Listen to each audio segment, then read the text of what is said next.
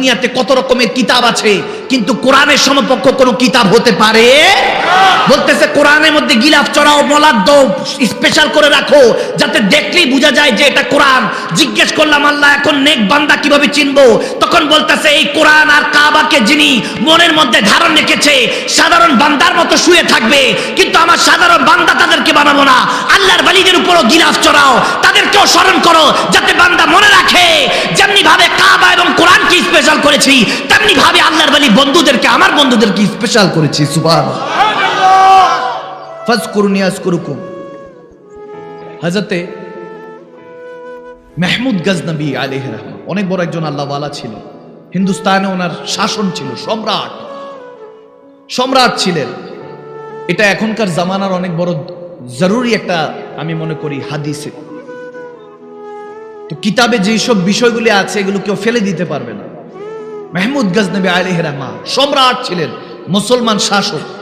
চিন্তা করতেন, তিনটা প্রশ্ন তেনার ভিতর সবসময় উনবুন করতো, সবসময় তিনটা প্রশ্ন তেনাকে খেয়ে যেত। উত্তরগুলি তালাশ করতেন।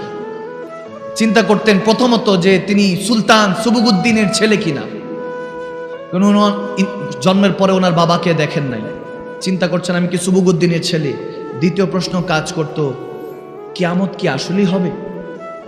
তৃতীয় প্রশ্ন হলো, এই যে আলেমরা বলে তেনারা ওয়ারাসাতুল আম্বিয়া, নবী রাসূলদের ওয়ারিস, এটা কি সত্য নাকি এমনি তাদের পেট চালানোর জন্য? নাউজুবিল্লাহ, এরকম আছে না কিছু? মাহমুদ গজনবী তিনটা প্রশ্ন তেনার মনের মধ্যে সবসময় খেয়ে যেত যে এই উত্তরগুলি কোথায় পাবো। তো হযরতে মাহমুদ গজনবী আলাইহির রহমান একদিন হিন্দুস্তানের এক রাস্তা দিয়ে হাঁটতেছেন। হাঁটতে হাঁটতে দেখেন যে একটা ছোট্ট তলাবে ইলম, ছোট্ট এই যে বাচ্চারা পড়াশোনা করে, তলাবে ইলম, হেফজখানায় পড়ে, হয়তো বা কোরআন শিখছে, এরকম ছোট্ট একটা বাচ্চা এক হিন্দু ঘরের পাশে বসে কিতাব পড়ছেন, ইবারত পড়ছেন। তেমত অবস্থায় দেখতেছেন আলো কম। ওখানে হিন্দুদের ঘর থেকে একটা আলো আসে, কারণ হিন্দুস্তান ছিল, হিন্দুদের বেশি রাজত্ব ছিল। একটা ইট সরাইলে একটু আলোটা বেশি পড়ে, তো কাছাকাছি নিয়ে আলোর মধ্যে ইবারতটা পড়ছে। সুবহানাল্লাহ। হযরত মাহমুদ গজনবী দেখতেছে যে বাচ্চাটার পড়ার আগ্রহ বেশি, তার মানে নিশ্চয়ই অনেক ভালো স্টুডেন্ট। কাছাকাছি গেল, বাবা কি করছো? পড়াশোনা করছি। আচ্ছা, মাশাআল্লাহ। তোমার বাবা মা? বলে আমি এতিম। আমি কি এতিম? আমার কেউ নেই। যার কেউ নেই তার কে আছে? আল্লাহ। বিশ্বাস হয়তো ইনশাআল্লাহ। যখন এটা বলছেন তখন হঠাৎ করে বলতেছে, তুমি এতিম তো এখানে পড়ছো, বলে আমি এতিম, তবে আমার ইচ্ছা আমি আলেমে দ্বীন হব, আমি আমার নবীর শান, আল্লাহর শান প্রচার করব। সুবহানাল্লাহ। মানুষের কাছে হক পৌঁছে দিব। হযরত মাহমুদ গজনবী আলাইহির রহমান চিন্তা করলেন, বলে দুইজন প্রজা রাখলেন, বলে তুমি এখানে দাঁড়াও। একটা চেরাগ কিনে দিলেন, বলতেছে এটার মধ্যে তেল শেষ হয়ে গেলে তেল ব্যবস্থা করবা, এই ছেলের যাতে পড়াশোনা কোনো বিঘ্ন না হয়, খাবার দাবার যা লাগে সব ব্যবস্থা করবা। সব ব্যবস্থা করে সুলতান মাহমুদ গজনবী ব্যবস্থা করে যখন চলে যাচ্ছেন ঘোড়ায় চড়ে, বলতেছে ওই সময় আমার এমন একটা অনুভূতি আসলো যে জীবনে কত দান সদকা কত কিছু করেছি, কিন্তু আজকে তলাবে ইলম একটা ছাত্রর জন্য, একটা শিক্ষার্থীর জন্য, এতিম বাচ্চার জন্য করার পরে মনে এত প্রশান্তি আর কখনো পাইনি। সুবহানাল্লাহ। রাতে গেল, রাতে যাওয়ার পর যখন এখানে নামাজে এশা শেষ করে যখন তাহাজ্জুদ পড়ে ঘুমালেন, এদিক দিয়ে দুনিয়ার চোখ বন্ধ হলো, ওদিকে কিসমতের চোখটা আল্লাহ খুলে দিলেন, দয়াল নবীর সাথে দেখা হয়ে গেল। সুবহানাল্লাহ। নবীজি স্বপ্নে এসে বলতেছেন, হযরত মাহমুদ গজনবী বলতেছে আমার তিনটা প্রশ্ন ছিল, আমি সুবুগুদ্দিনের ছেলে কিনা, সমস্ত আলেমরা ওয়ারাসাতুল আম্বিয়া, নবী রাসূলদের ওয়ারিস কিনা, এবং কিয়ামত সংঘটিত হবে কিনা আদৌ। বলে আমি তিনটা প্রশ্ন আমার ভিতরে খাই করতো, আমার ভিতরে প্রশ্ন উকি দিত, কিন্তু আমার নবী যখন আমার সাথে স্বপ্নে দেখা করলেন, আমার ভাগ্য খুলে গেল। আমার নবী এক উত্তরের মধ্যে তিনটা প্রশ্নের উত্তর দিয়ে দিলেন। বলতেছেন, এক সুবুগুদ্দিনের ছেলে, আজকে যে আমার ওয়ারিসের খেদমত করেছিস, কাল কিয়ামতের ময়দানে আমি তোকে শাফাআত করে আমার সাথে জান্নাতে নিয়ে যাব। সুবহানাল্লাহ। আল্লাহু আকবার, আল্লাহু আকবার বলুন না। হেদায়েতের মালিক কে? আল্লাহ। আওয়াজ দেনা কে? জান্নাত দেনে वाला কে? আলমে আরোহা থেকে মায়ের পেটের মধ্যে পাঠিয়েছেন কে? মায়ের পেট থেকে দুনিয়াতে পাঠিয়েছেন কে? রব্বানা আতিনা ফিদ দুনিয়া হাসানা। এখানে সুন্দর করতে হবে, 1 বছর 2 বছর 100 বছর 1000 বছর হযরত আদম সফিউল্লাহ থেকেছেন, হযরত সুলাইমান আলাইহিস সালাম 1600 বছর থেকেছেন। এরপরে কুল্লু নাফসিন দায়কাতুল মাউত, টেস্ট অফ ডেথ, মৃত্যুর স্বাদ গ্রহণ করে ইন্তেকাল হয়ে ট্রান্সফার হয়ে কবরে যাব কার হুকুমে? আওয়াজ দেন না, কার হুকুমে? কবর থেকে হাসর উঠাবেন কে? ওখান থেকে জান্নাত কিংবা জাহান্নামে নিক্ষেপ করবেন কে? কি বুঝলেন? মানুষ কখনো মারা যায় না, মানুষ কখনো শুধু ইন্তেকাল হয়, ট্রান্সফার হয়। ইন্তেকাল মিনিং ট্রান্সফার, এক জায়গা থেকে আরেক জায়গায় স্থানান্তর। রুহের জগৎ থেকে মায়ের পেট, রুহের জগতে যেভাবে শ্বাস নিঃশ্বাস নিয়েছেন খেয়েছেন, ওটার সাথে মায়ের পেটের মিল? আওয়াজ দেন না, মিল? মায়ের পেটে যেভাবে শ্বাস নিঃশ্বাস নিয়েছেন খেয়েছেন, 1 মিনিট পানি নিচে ডুব দিয়ে থাকতে পারবেন না। 9 মাস 10 দিন, 10 মাস 10 দিন পানির মধ্যে যিনি আপনাকে হেফাজত করেছেন, তেনার কথা ভুলে যাচ্ছেন আর কি। ওখান থেকে ইন্তেকাল হয়ে রাব্বানা আতিনা ফিদ দুনিয়া, দুনিয়াতে এসেছেন। এরপরে দোয়া করেন আর কি, হাসানা ফিল আখিরাতি হাসানা, দোয়া করছেন দুনিয়া আখিরাত যাতে আল্লাহ ভালো করে। এরপরে এই দুনিয়া থেকে ইন্তেকাল হয়ে কবরে যাবেন, কি শেষ? আওয়াজ দেন, শেষ? ওখানে জান্নাত জাহান্নামের ব্যবস্থা আছে। আপনি যখন কবরস্থানে সালাম দিচ্ছেন, আসসালামু আলাইকা আহলাল কুবুর, আপনি কি জাহান্নামী মনে করে সালাম দেন? আওয়াজ দেয় না? কি সোনাইমুড়ির মানুষ কি জাহান্নামী মনে করে সালাম দেয়? জান্নাতি মনে করে সালাম দেন। কিন্তু আপনি নিজেও জানেন এই কবরস্থানের মধ্যে পাপী আছে, সুদখোর ঘুষখোর আছে, বেনামাজিও শুয়ে আছে, আছে কি নাই? আবার আপনি জানেন একই কবরস্থানে হাজী সাহেব তাহাজ্জুদ গুজার বান্দাও আছে। আওয়াজ দেন, আছে কি নাই? আমার আল্লাহ সিস্টেম করে দিয়েছে, বান্দাকে তুমি খারাপ বলতে পারবা না। তাহলে দুনিয়াতে কেন বলছে? হ্যাঁ, পার্থক্য এই জায়গায় যে কি ব্যাপার হুজুর, শাহজালালি আমানি এরকম উরুস হয়, মাহফিল হয়, আমাদের বেলায় এরকম কেন শোয়াই দিয়ে সে বান্দা ভুলে যায়? কারণ আপনি তো আল্লাহকে ওভাবে স্মরণই করেন নাই। ওয়াশকুরুনি, আপনি যেভাবে স্মরণ করবেন তেমনি ভাবে মালিক স্মরণ করবে। এখন আল্লাহ কি বলবে, ও বান্দা আপনি আল্লাহ আল্লাহ বলতেছেন, আল্লাহ কিভাবে স্মরণ করবে? এই যে আজকে হাজী হাবিবুল্লাহ দরবেশ সাহেব, তেনার নামের উপরে মৃত্যুবার্ষিকী উপলক্ষে মাহফিল হয়েছে না? তেনার নামের উপরেই তো, তেনার কবরে ইসালায় সওয়াব যাতে পৌঁছায়, এই জন্যই তো হয়েছে।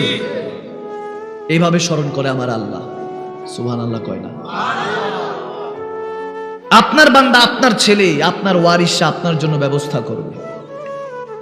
কথা বুঝেন নাই? এগুলোকে আমরা এখন ব্যবসা বানাই দিছি। আমাদের এক মুসলমান হঠাৎ করে হিন্দু হয়ে গেছে। বললাম আপনি তো আগে হিন্দু ছিলেন, এখন আবার হিন্দু হয়ে গেলেন। বললাম ইসলাম পড়ে, বলতেছি ইসলাম পড়ে মুসলমান হয়েছি, কিন্তু মুসলমানদেরকে দেখে আবার হিন্দু হয়ে গেছি। নাউজুবিল্লাহ। আমাদের বলার মধ্যে বিল্লিসান, বলার মধ্যে কোনো কিছু নাই, তাহসিন নাই। জুবান দিয়ে বলি কবরে যেতে হবে, মৃত্যু আছে, মৌত আছে। তাসদুকু বিল কলব, অন্তর থেকে মানি না। এই ওয়াজ মাহফিলের কোনো লাভ হবে না, আপনাদের কোনো লাভ হবে না। আপনি কি মনে করছেন আমার নবী 8-10টা মুর্দা মানুষের মতো মদিনাতুল মুনাওয়ারায় পড়ে আছে? না না, সাধারণ বান্দাই তো মরে না, আর তিনি তো সমস্ত নবীদের সম্রাট। সুবহানাল্লাহ বলেন। তিনি নবীদের সম্রাট, তিনি মদিনাতুল মুনাওয়ারায় এখনো উম্মতের নামা আমল দেখেন, ফেরেশতারা প্রত্যেক দিন নিয়ে যায়। আপনার আমার মতো উম্মতদের নামা আমল আমার নবীর কাছে পেশ হয়। বুখারী মুসলিম শরীফ মুত্তাফাক আলাইহি হাদিস। যখন হযরত ইব্রাহিম রাদিয়াল্লাহু তাআলা, আমার নবীর 3 নম্বর শাহজাদা, নবীজির আওলাদ 4 ছেলে ছিলেন 4 জন। কয়জন? মেয়ে ছিলেন 3 জন। কয়জন টোটাল? কয়জন? 7 জন। নবীজির প্রথম সাহেবজাদার নাম হলো তৈয়ব, দ্বিতীয় সাহেবজাদার নাম তাহের, তৃতীয় সাহেবজাদার নাম ইব্রাহিম, চতুর্থ সাহেবজাদার নাম কাসিম। তো 4 জন নবীজি 4 আওলাদকে আল্লাহ নিয়ে গিয়েছিলেন, কারণ নবীর পরে আর কোন নবী হবে না। তো জন্য কাফেররা টিটকারি করতো, নাউজুবিল্লাহ। মুসলমানরা জানতেন। তো হযরত ইব্রাহিম নবীর 3য় সাহেবজাদা যখন ইন্তেকাল করলেন, তখন ওই দিন সূর্যগ্রহণ হয়েছে। সূর্যগ্রহণ যখন হলো, সাহাবারা বলতেছেন নবীজির আওলাদ চলে গিয়েছে, তো এই জন্য আল্লাহ এই ব্যবস্থা করেছে। নবীজি মসজিদে নববীতে সবাইকে ডাকলেন, বলতেছে এই সাহাবারা সবাই মসজিদে আসো। বলছে এত ইমার্জেন্সি তলব, কোনো যুদ্ধ আছে কিনা, কোনো কিছু কার্যক্রম আছে কিনা। নবীজি বলতেছেন যে আসো। মসজিদে নববীতে নবীজি খুব গরম হয়ে বলতেছেন যে কোনো কিছু এগুলোর সাথে মিলাবা না, যে চন্দ্রগ্রহণ সূর্যগ্রহণ হয়েছে আল্লাহ হয়তো এরকম করেছে না। চন্দ্রগ্রহণ সূর্যগ্রহণ হলে ইস্তেগফার পড়ো। দেখবেন আমরা মুসলমানরা ওই বিড়াল একটা সামনে দিয়ে দৌড় দিলে বলে শেষ, আজকে কাজ শেষ, ঠিক কিনা? এই পিছন দিক থেকে কেন ডাক দিছো, কাজ আজকে শেষ, পিছন দিক থেকে কেউ ডাক দিলে এরকম আছে না? বলবে বিসমিল্লাহ, হে গলদ, নাউজুবিল্লাহ পড়েন। যেখানে বিসমিল্লাহ আল্লাহর নাম এসেছে সেখানে গলদ হতে পারে কিভাবে? আওয়াজ দেয় না, ঠিক কিনা? আবার বলে নামাজ টামাজ, কিসের নামাজ টামাজ? নামাজ কালাম, রোজা টোজা, রোজা কালাম বলতে হবে। কি রোজা টোজা? শব্দ চয়নের মধ্যে আমাদের বেয়াদবি, এগুলো পরিত্রাণ করতে হবে, ঠিক কিনা? শব্দ ব্যবহারে আমাদের জুবানের মধ্যে আদিনী করলে আদাব, দিন প্রতিষ্ঠা আদবের উপর। তা আমার নবী বললেন এগুলো করবা না। এভাবে নবী শিক্ষা দিয়েছেন। সব সময় মাথা রাখবা, তুমি চাইতে থাকো, দুনিয়ার মানুষের কাছে চাইবা, দুনিয়ার মানুষ তোমাকে ফিরিয়ে দিবে, কিন্তু একজন নারাজ হয় না চাইলে, তিনি কে? আওয়াজ দেন, তিনি কে? যারা উঠে চলে যাওয়ার চলে যাক, আপনার হেদায়েতের রাস্তা আছে, আপনি বসে যান, আপনি কথা শুনেন। মনোযোগ আছে তো? আওয়াজ দেন, মনোযোগ আছে তো ইনশাআল্লাহ? আমার পেয়ারা নবী বলতেছেন দিলের মধ্যে ঈমান আনতে হবে। মাজমাউল জাওয়ায়েদ কিতাবের মধ্যে শের খুদা আলী কারামাল্লাহু ওয়াজহুল করিম তিনি বর্ণনা করছেন, হযরত আলী বর্ণনা করছেন, আমার নবীর কাছে এক গরিব সাহাবা এসেছে। কি সাহাবা? এখানে যদি ধনী থাকেন শোনার দরকার নেই, যদি বলেন হুজুর আমার অবস্থা ভালো না, তাহলে তাদের জন্য, তারা শুনেন। সুবহানাল্লাহ বলেন। গরিব সাহাবা এসেছে, ইয়া রাসূলুল্লাহ খুব যায় অবস্থা, খুব খারাপ দিন যাচ্ছে। তা নবীজি চুপ করে আছেন। এখানে আমার নবীর চুপ থাকাও মৌনাতর লক্ষণ, আমার নবীর চুপ থাকার মধ্যে বরকত আছে, ঠিক না? ইমামগণরা বলেন নবীজি যখন চুপ করে আছেন, একটা পর্যায়ে ওই সাহাবা বলে উঠলেন যে ইয়া রাসূল একটু দয়া করেন। তো নবীজি হঠাৎ করে জজবা এসে গেলেন, বলতেছে আজকে চা, তুই যা চাবি তাই দিব। সুবহানাল্লাহ। চাও, কি চাস? আজকে চা আমি দিব, আমি নবী মুস্তাফা দিব। হযরত আলী সহ হযরত ওমর বসা, সবাই বলতেছে কিসমতটা রে, আজকে জানি কি চায়। নবীজি তো আমাদের কাছে এভাবে বলে না, কি জানি চায়, মনে আজকে আখিরাত মালামাল হয়ে যাবে। কারণ নবী যদি দোয়া করে দিবেন কে? আওয়াজ দেন, কে? সে বলতেছে ইয়া রাসূল আপনি যেহেতু চাইতে বলেছেন, লম্বা সফর, একটা যদি উটনির ব্যবস্থা করে দিতেন। কিসের? উটে সফরে উট দিয়ে, তখন তো উট দিয়ে আরোহণ হতো, সফর করতেন, বলে একটা উটের অবস্থা। হযরত আলী হযরত ওমরের দিকে তাকালেন, হযরত ওমর হযরত আলীর দিকে তাকালেন, বলে ভাই চাইলো ওটা কিসে? কি অপরচুনিটি, কত কিছু দামি, কত কিছু চাইতে পারতো, চাইলো কিসে? কারে তুই দেখ কে চাইতে বলছে, কি চাইতে বলছে, দরবার দেখ, তোর প্রশ্ন দেখ, চাইলি কি?